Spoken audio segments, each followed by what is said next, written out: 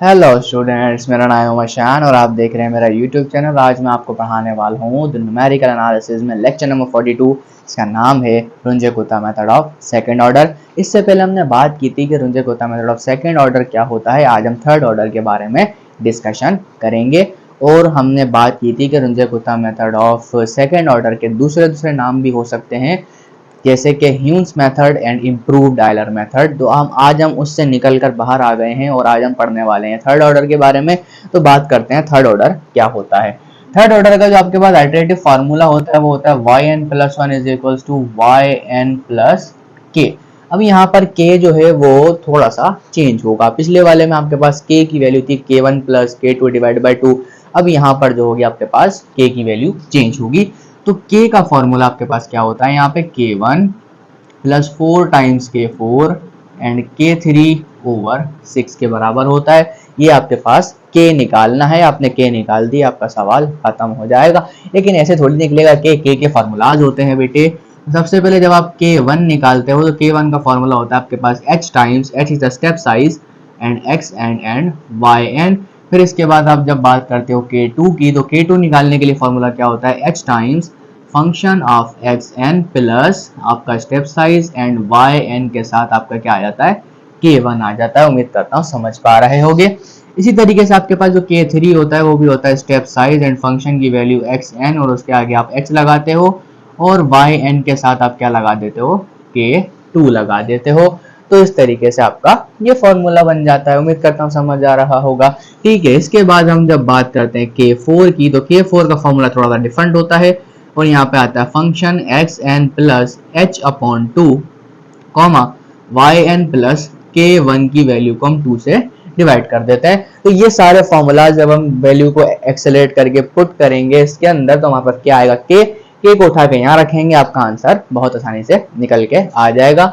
तो मैं इसका फॉर्मूला आपको जरा लिख के दिखा देता हूँ। मैंने कहा yn+1 is nothing but equal to h, सब में है h कॉमन ले लूँ। ठीक है सर, आप तो कुछ भी कर सकते हो।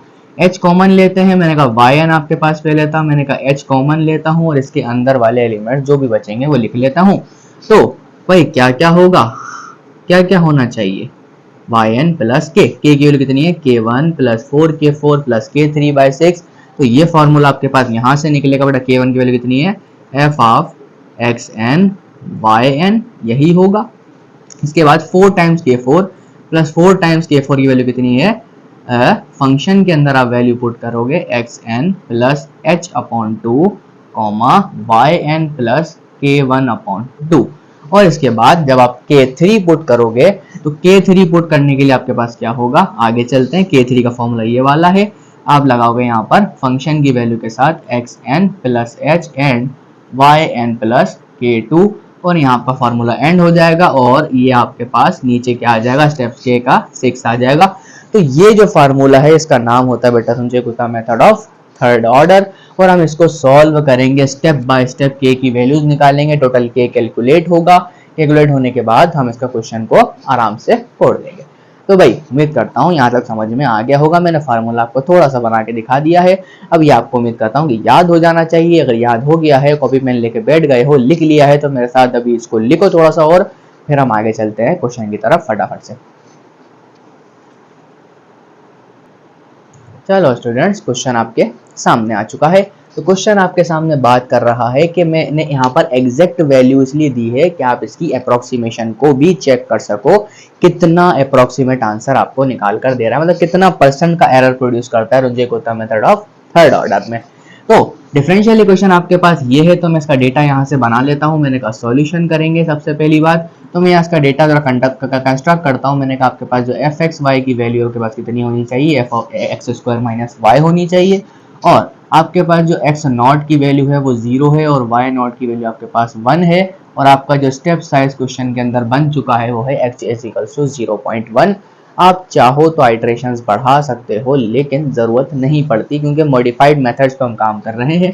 तो हमने थर्ड मेथड से सॉल्व करना है। तो सबसे पहले हम यहाँ पर k की वैल्यू लिखेंगे। तो मैंने कहा देखो सबसे पहला iterative formula yn+1 is equals to yn plus k and k should be k1 plus 4 times k4 and plus k3 divide by 6। तो हमें ये इस चीज को कैलकुलेट करना है। सबसे पहले मैं k1 निकाल के दिखाता हूँ। देखो k1 की वैल्यू कितनी होती है, h times f of xn and yn। सबसे पहले मैं n इज इक्वल टू 0 की तरफ बात करता हूँ। जब मैंने n की जगह 0 रखा तो आप चेक कर सकते हो h की वैल्यू कितनी निकाली बेटा, 0.1। और यहाँ से आप क्या बोलोगे, f of x0 and y0। उम्मीद करता हूँ समझ में आ रहा होगा। x0 y0 की वैल्यू आपके पास मौजूद है, इसका मतलब क्या होगा, क्या 0.1 आप क्या पुट करोगे फंक्शन के अंदर, 0,1 पुट करोगे। 0,1 पुट करना कोई मसला रहा नहीं रहा सर। फंक्शन ये रहा आपके पास, 0 का स्क्वायर -1 कर दो बेटा, क्या करोगे 0.1, आगे कितना आएगा 0 का स्क्वायर एंड -1, तो रिजल्ट शुड बी -0.1। यानी आपके पास k1 की वैल्यू कितनी आ गई, माइनस का 0.1 आ गई। अब यहाँ से मैं k2 की वैल्यू कैलकुलेट करता हूँ। मैंने कहा वो होती है f xn plus step size and yn plus k1 की वैल्यू, यही होता है ना बेटा।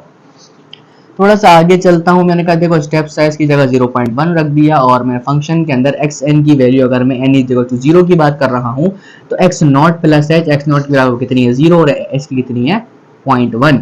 जब yn की वैल्यू अब निकालो कितनी है बेटा 1 है और k1 की वैल्यू कितनी है माइनस का 0.1 है। तो आप यहाँ से चेक कर सकते हो, आपके पास जो वैल्यू आएगी 0.1 आएगी और आपके अंदर जो फंक्शन की वैल्यू पुट करोगे वो आएगी 0.1, 0.9 आ जाएगी। उम्मीद करता हूँ समझ आ रहा है। जब मैं k2 की वैल्यू निकालूंगा तो आप यहाँ गौर से देख सकते हो बेटा 0.1 और फंक्शन के अंदर पुट करूंगा तो बेटा 0.1 का स्क्वायर एंड माइनस का 0.9 आ जाएगा एक्स वाई की जगह पर। जब आप इसको कैलकुलेटर में रखोगे तो आपके पास जो आंसर आएगा बेटा वो कितना आएगा, माइनस का 0.089 आ जाएगा। उम्मीद करता हूँ यहाँ पर भी समझ में आ रहा है। तो मैं वैल्यूज को जरा यहाँ पर लिख लेता हूँ क्योंकि मुझे मिटाने की अगर जरूरत पड़ी तो मिटा भी देंगे। मैंने कहा k1 की वैल्यू ये आई और k2 की वैल्यू कितनी आई, माइनस का 0.089 आ गई। अब मैं k3 कैलकुलेट करता हूँ। मैंने कहा बेटा k3 कैसे कैलकुलेट होता है, तो आपको बड़े तरीके से पता होना चाहिए। k3 की वैल्यू आपके पास क्या होती है बेटे, h के साथ f of xn plus h and yn plus k2 हो जाती है। k2 की वैल्यू आपको पता है वैसे भी, तो बेटा क्या करोगे 0.1 लगाओगे, फंक्शन के अंदर x0 लिखोगे। तो मैं n इज इक्वल टू 0 की बात कर रहा हूँ। x0 प्लस h का मतलब क्या होगा, यहाँ पे 0.1 आ जाएगा और yn की जगह क्या आएगा बेटा, क्या आएगा बेटा y0 आएगा। y0 की वैल्यू कितनी थी आपके पास, 1 के बराबर थी और माइनस क्या कर दोगे 0.089 कर दोगे। तो आपके पास जो k3 की वैल्यू आएगी कितनी आएगी बेटा 0.1 और फंक्शन के अंदर आपने पुट करना है 0.1 कॉमा, जब आपको 1 में से इसको माइनस करोगे तो आपके पास वैल्यू आ जाएगी 0.911। जब मैं इसको फंक्शन में पुट करूंगा तो आपके पास कितना आएगा 0.1 और यहाँ पे आएगा आपके पास 0.1 का square and minus according to my function कितना आएगा 0.911। तो आपके पास यहाँ से k3 की वैल्यू निकल कर आ जाएगी। k3 की वैल्यू आपके पास कितनी आ रही है, मैं यहाँ से बताता हूँ आपको। ये आ रही है आपके पास माइनस का 0.0901, जिसको मैं यहाँ पर भी लिख लेता हूँ, माइनस का 0.0901 आ जाएगा आपके पास। ये सब काम आपने कैलकुलेटर से ही करना होता है। लास्ट निकालने वाला हूँ बेटा k4 की वैल्यू। k4 की वैल्यू मैंने आपको क्या बताई, h के साथ आपने निकालना है fxn plus h/2 and yn plus k1/2 करना है। तो मैं यहाँ से h की वैल्यू डालता हूँ, मैंने कहा 0.1 और फंक्शन के अंदर जब मैं xn की वैल्यू डालूंगा इसका मतलब 0, मतलब n इक्वल 0 की बात कर रहा हूँ ना बेटा, n इक्वल 0 की बात कर रहा हूँ तो x0 की वैल्यू कितनी आएगी 0, h/2 का मतलब क्या होगा 0.1/2 हो जाएगा। और yn प्लस k1/2 करूंगा तो yn की वैल्यू बेटा 1 है और k1 की वैल्यू कितनी थी, यहाँ से देख सकता हूँ माइनस का 0.1 डिवाइड बाय 2। तो मुझे ये सब वैल्यूज कहाँ डालनी है, अपने इक्वेशन में डालनी है। तो मैं यहाँ से k4 की वैल्यू इजीली निकाल सकता हूँ। मैंने कहा 0.1, अब मैं अपने फंक्शन का इस्तेमाल करूंगा। मैंने कहा देखो 0.1/2 का स्क्वायर और यहाँ से माइनस कर दूंगा 1 माइनस 0.1/2 कर दूंगा। ये मैंने, आप चाहे चाहो सिंप्लीफाई कर सकते हो। और यहाँ पे आपको जो k4 का रिजल्ट आएगा बेटा वो कितना आएगा, k4 का रिजल्ट आपके पास आएगा माइनस का 0.09475, जो कि मैं यहाँ पर लिख लेता हूँ। कितना आया, माइनस का 0.09475। ये तो ये सारी वैल्यू मैंने कैलकुलेट कर ली है। अब मैं अगर सिंपल k निकालना चाहूँ तो मेरे पास क्या होता है, k1 plus 4 times k4 and plus का k3/6 होता है। तो मैं आराम से वैल्यू निकाल सकता हूँ। K1 की वैल्यू बताओ बेटा माइनस का 0.1 और माइनस का 4 टाइम्स K4 की वैल्यू बताओ बेटा, माइनस लगा चुका हूँ, माइनस का 0.09475 आ जाएगी।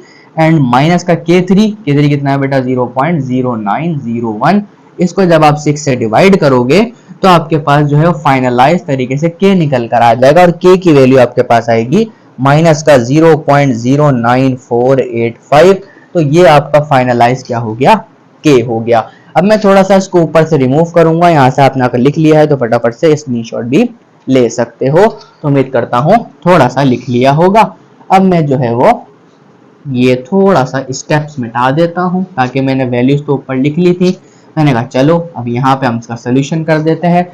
सोल्यूशन करने से हमें क्या पता चलेगा, देखो बेटा ये वाली इक्वेशन में पुट करना है, के की वैल्यू निकाल चुका हूँ। मैंने कहा यहाँ पे अब n की जगह 0 पुट करो, कितना आएगा y1, जिसको हम क्या बोल सकते हैं y ऑफ 0.1। जो निकालना था बेटा, जो निकालना था आ चुका है। yn की वैल्यू बेटा 0 पुट करूंगा तो y0 की वैल्यू 1 हो जाएगी और k की वैल्यू कितनी आएगी 0.0948 एंड 5। जब आप इसको कैलकुलेट करोगे तो आपके पास आंसर आएगा बेटा 0.90515। तो उम्मीद करता हूं आपका जो y ऑफ 0.1 आया, इसका मतलब क्या हुआ 0.90515 आया।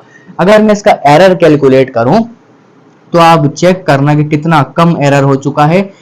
एरर का मतलब होता है एग्जैक्ट माइनस अप्रोक्सीमेशन। एग्जैक्ट कितना था बेटा 0.90516 एंड माइनस 0.90515। तो तकरीबन 4 डिजिट तो वैसे ही सेम है, 6 में से 5 जाएगा 1 बचेगा, तो बेटा 0.00001 बचा। देखो बेटा कितना कम एरर है। अगर इसको परसेंटेज में भी कैलकुलेट करूं तो परसेंटेज में आएगा बेटा 0.001% का एरर, तो बहुत ही ज्यादा कम एरर हो गया। इससे पहले हमारे पास जो एरर आया था वो तकरीबन 1% का था और इसने काफी ज्यादा एरर को रिड्यूस कर दिया। तो ये मेथड आपको बहुत ज्यादा अप्रोप्रिएट रहता है for the finding the solution, the numerical solution of first order linear differential equations. और इनको हम बात करते हुए हमने सॉल्व कर लिया। बहुत ही ज्यादा आसान और कैलकुलेटर वाइज मेथड था, इजीली सॉल्व हो चुका है। तो इस मेथड को हमने आराम से सीख लिया है। बाय फार्मूला, बाय फंक्शन, क्या होता है क्या नहीं होता है, सारी बातें हमने यहाँ पर कर ली। उम्मीद करता हूँ समझ में आ गया होगा। अगर आपको समझ में आया है तो लाइक करो, सब्सक्राइब करो, कमेंट करो एंड शेयर करो ताकि आपको मेरी मोर वीडियोस आगे तक मिल सके और आप यहाँ पर एंजॉय कर सको। तब तक के लिए अल्लाह हाफिज़। मिलते हैं आपके साथ नेक्स्ट लेक्चर में, के लिए बाय बाय।